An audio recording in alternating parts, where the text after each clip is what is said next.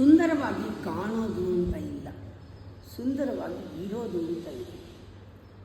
ಸುಂದರವಾಗಿ ಕಾಣಬೇಕು, ನಾನು ಒಳ್ಳೊಳ್ಳೆ ಪದಗಳನ್ನು ಉಪಯೋಗಿಸ್ಬೇಕು, ನಾನು ಒಳ್ಳೆ ಆ್ಯಕ್ಸೆಂಟ್ ಹಾಕಬೇಕು, ನಾನು ಮಾತಾಡಬೇಕು, ಸ್ಟೈಲಾಗಿ ಮಾತಾಡಬೇಕು, ಯಾರೂ ಮಾತಾಡಬೇಕಾದ ತುಂಬ ಮಾತಾಡಬೇಕು, ಎಲ್ಲ ತೋರಿಕೆ.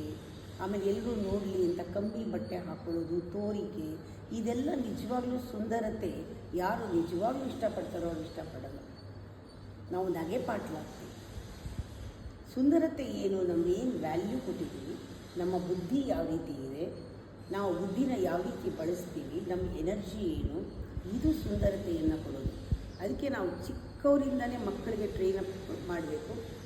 ಬ್ಯೂಟಿ ಎಲ್ಲಿದೆ ಅಂದರೆ ನಮ್ಮ ಒಳಗೇ ಇದೆ, ನಮ್ಮಲ್ಲಿ ಸತ್ವದಲ್ಲಿದೆ, ಅದೇ ನಮ್ಮ ಎಸೆನ್ಸ್. ಸತ್ಯಂ ಶಿವಂ ಸುಂದರಂ. ಸುಂದರತೆ ನಮ್ಮ ಒಳಗಡೆ ಇದೆ, ನಮ್ಮ ಸ್ವಭಾವ.